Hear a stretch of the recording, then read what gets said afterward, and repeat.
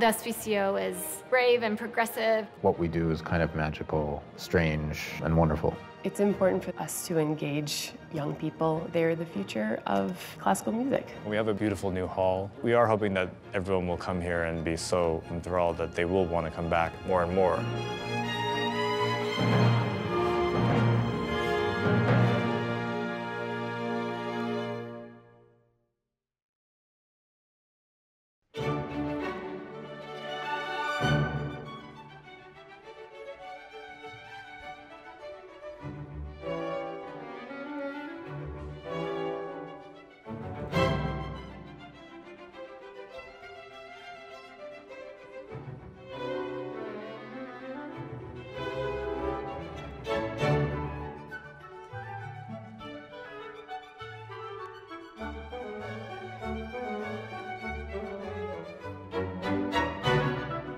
The SPCO today is one of the most dynamic and vibrant music ensembles in the world.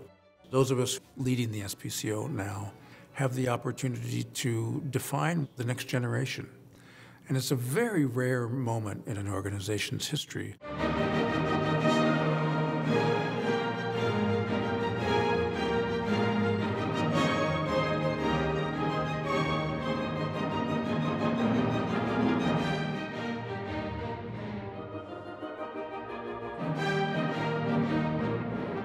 We are blessed at the SPCO with an extraordinary collection of leaders. I think in general, if this movement is about avoiding, except for the trio, maybe avoiding the bar lines, just really long. Let's do same thing, 115. Concertmaster Steve Copes, completely fully formed concert artist of the highest caliber. He's an absolutely world-class violinist, and he has, in his inimitable and sort of unrelenting fervor for making this a better place artistically, he's been at the head of the charge.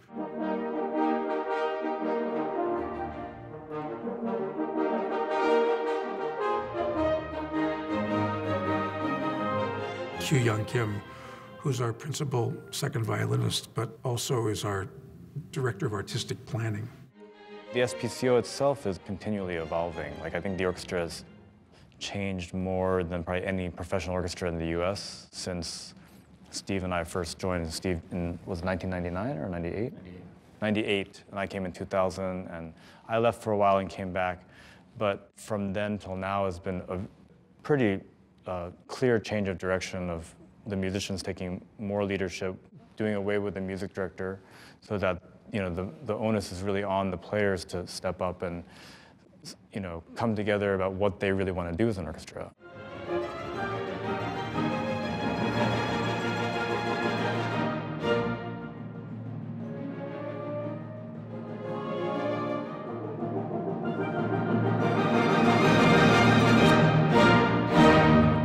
Really dynamic and creative place, in no small part because we have the pleasure of playing in this fantastic new concert hall at the Ordway, which is just a total dream come true. There's never been enough time for everybody to do what they wanted in the music theater. It was such an enlightened and courageous thing for the Ordway board to do, to cede control over the building that it was responsible for to a separate not-for-profit corporation called the Arts Partnership between the Ordway, the Schubert Club, the Opera, and the SPCO. And now there's room for programs to grow and programs to get developed. The original Ordway, designed by Ben Thompson, created this incredible sense of procession. The way it sits over Rice Park, you feel bigger than yourself when you come here. You're part of something that's larger than you. And so what the musicians told us was that they wanted something that was timeless and warm and intimate. They wanted, I think they used the term, feeling like the audience was embracing them. And so we wanted the use of wood, the warmth of the material to sort of reinforce that embrace. That was the initial step, and then the big idea of the ceiling came from taking that idea and doing it kind of vertically. So using that same warmth of wood and trying to make a more stronger physical connection from audience chamber to stage.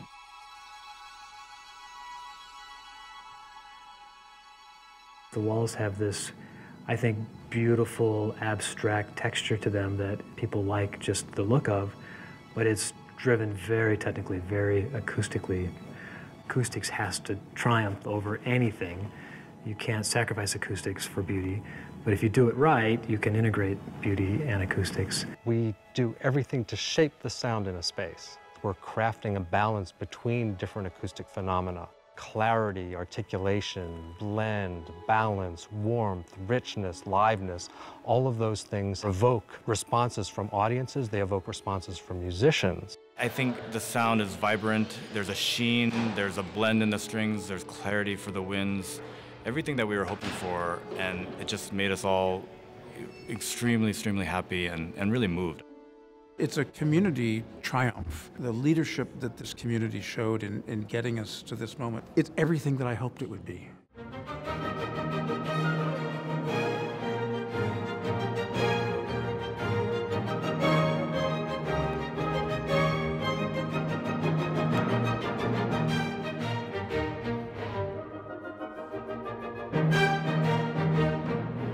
One of the things SPCO prides itself on is being flexible and playing lots of different types of music. There's a wealth of repertoire out there, but also there are a lot of new works that you can commission, so we tried to do that as a group too. We have allowed the repertoire to expand, largely by giving ourselves permission to play not just the small orchestral works that have been the meat and potatoes of Mozart, Beethoven, Haydn, Schubert symphonies. And there's a huge amount of repertoire, especially the composers of the early 20th century, love to write for these small configurations. And that's music that never gets played in symphony concerts.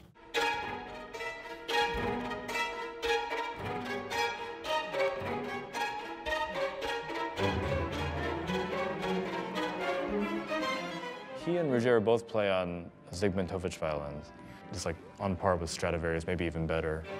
Actually, the Zygmuntovich, I think, allowed Steve to have the most range of possibilities. He has a certain touch with the bow and a certain kind of vibrato, and so there's a real physicality to the feel of the sound. Like you can kind of feel it. It's like almost a little. One time I described it as being al dente, you know, like a pasta that has like a core to it. Like a little bit chewy, so I mean that's a big. I like that.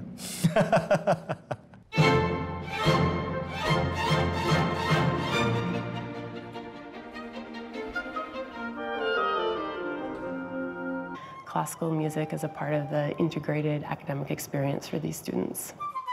And our musicians into the schools with an education specialist to prepare them for a live SPCO concert that's been designed just for them and capitalizes on what they have learned throughout the year. This year was a composer study on Mozart. We really dove into Mozart and who he was. He wasn't just a brilliant genius prodigy. He was somebody who was a risk taker, and he was somebody who followed his passion. He was a kid who could not sit still and wanted to do this and try this and go there and do these things, and those are things that kids relate to. What I imagined in the music was like bees in a garden. I imagined hummingbirds and fairies. I imagined someone skipping and running in a field of flowers. I imagined the color yellow because the song was very happy. So sometimes when composers write a piece, they're imagining those same things. All of you had different ideas when you heard the same music.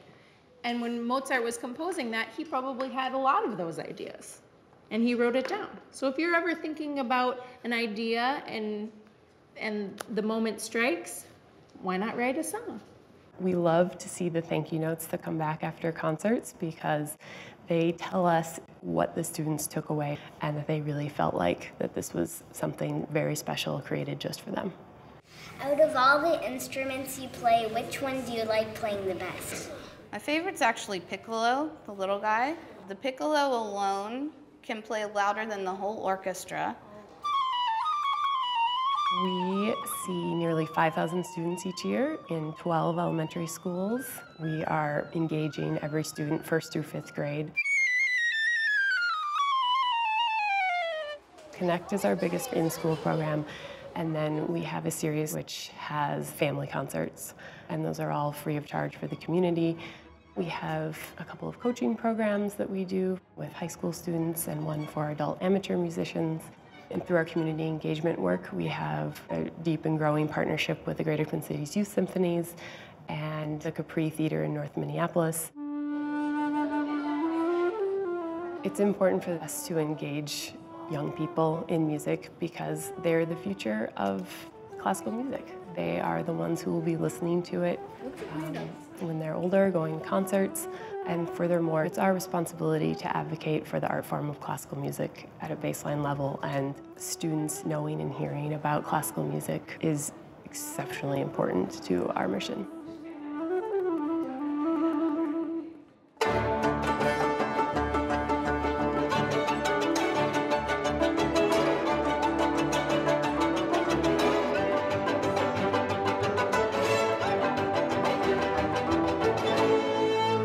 So the SPCO is a curious artistic institution, especially by American standards.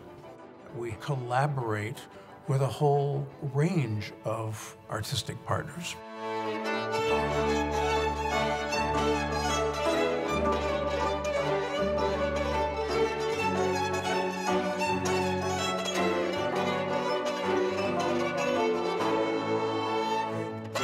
My first experience with SPCO was that I completely fell in love with all these people. It's kind of affair. So it started with a big passion, but let's see what happens.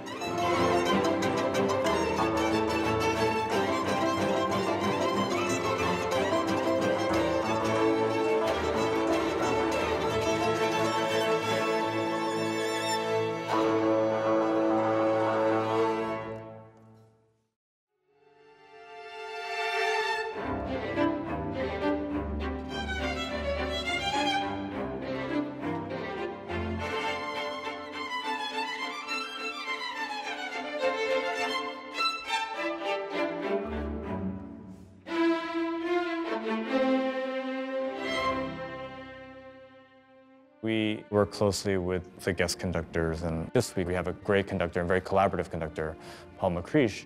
We're all asking questions and listening and trying to figure out what he wants and giving our ideas, and that's very exciting too. So it can happen that we can play like an unconducted ensemble when there's someone in front.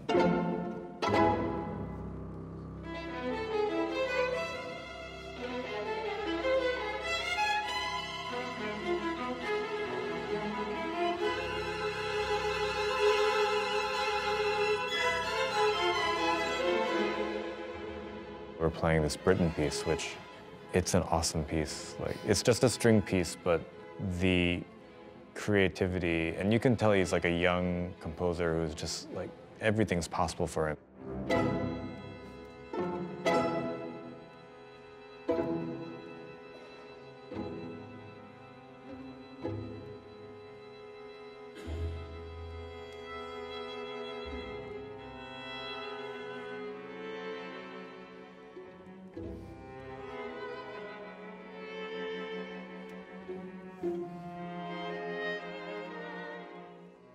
We're the only full-time chamber orchestra in America.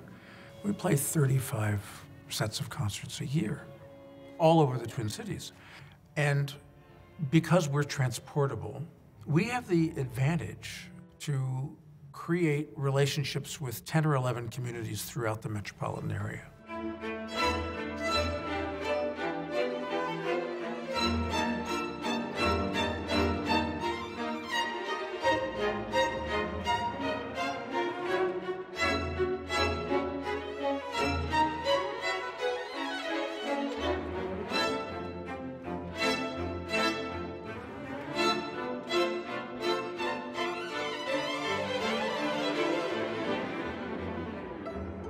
In the orchestra field across the country, Over the last 10, 15 years, there's been about a 30% decline in audiences.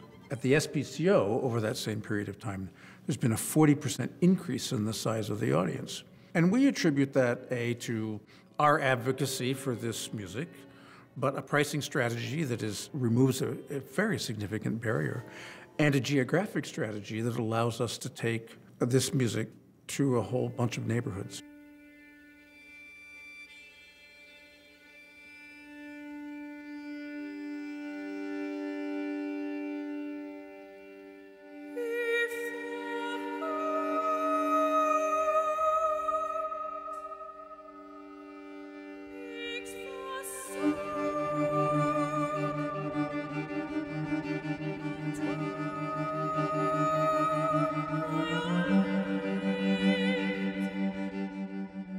Created a series called Liquid Music, run by an extraordinary woman, Kate Nordstrom. And her mission is to find the outer edges of the intersection between classical music and what's going on in the pop world. And she's an extremely enterprising, imaginative curator of that series.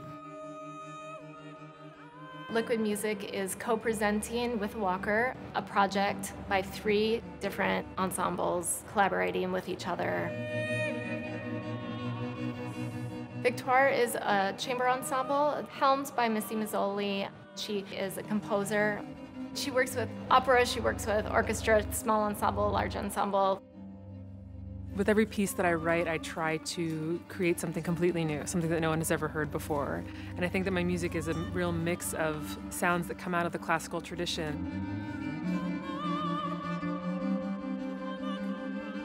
I loved classical music growing up, and I loved that entire world, but I also grew up in the 80s and 90s listening to the radio, so pop music was equally a part of my life. I don't think of it as the self-conscious combining of the two worlds. It's more just that this is the world of music in my own mind.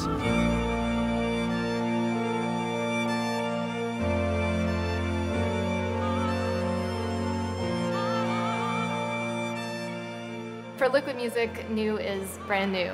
Most often with these projects, the work is being created for the first time, and so audiences are experiencing these projects before anyone else has had the chance to see them. We're really working with musicians in the community and nationally, internationally, helping them realize some of their greatest artistic dreams.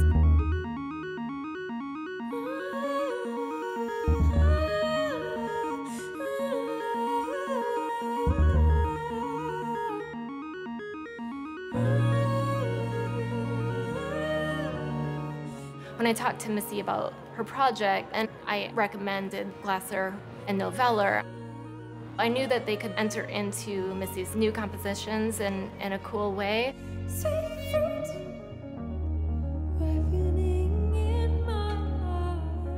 Glasser is a vocalist. People describe her music as synth pop.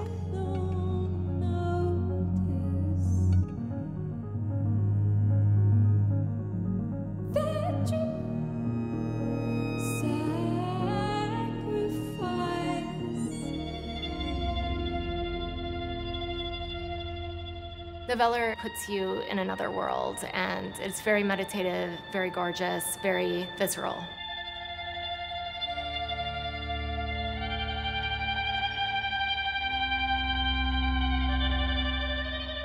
I find SPCO to be incredibly brave, incredibly progressive, to take a risk on a music series like this.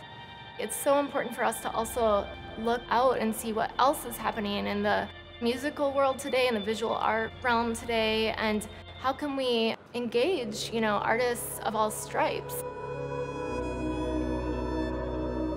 Part of the fun of Liquid Music has been that we've been able to collaborate with our sister organizations, most notably the Schubert Club and the Walker Art Center.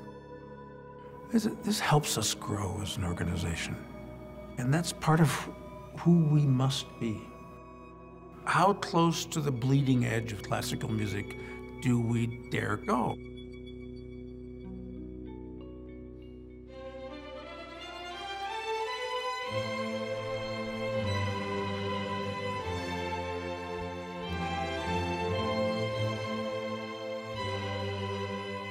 we're on the cusp of something where we've got the concert hall, we've got this forward direction, we're clear about who we are, we're garnering fantastic international press. What we have the opportunity to do now is to create an unbelievably vibrant ensemble for the future.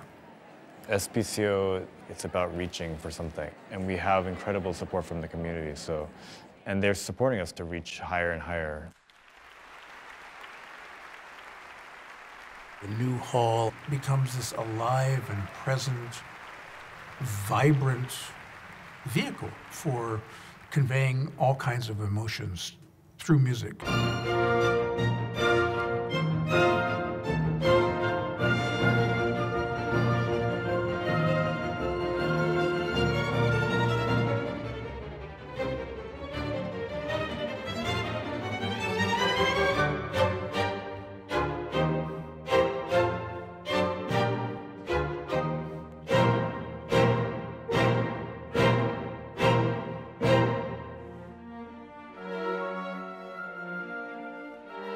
I think being a musician it's a privilege, but it's a big responsibility too. Audiences can see that we love this music and we're passionate about it.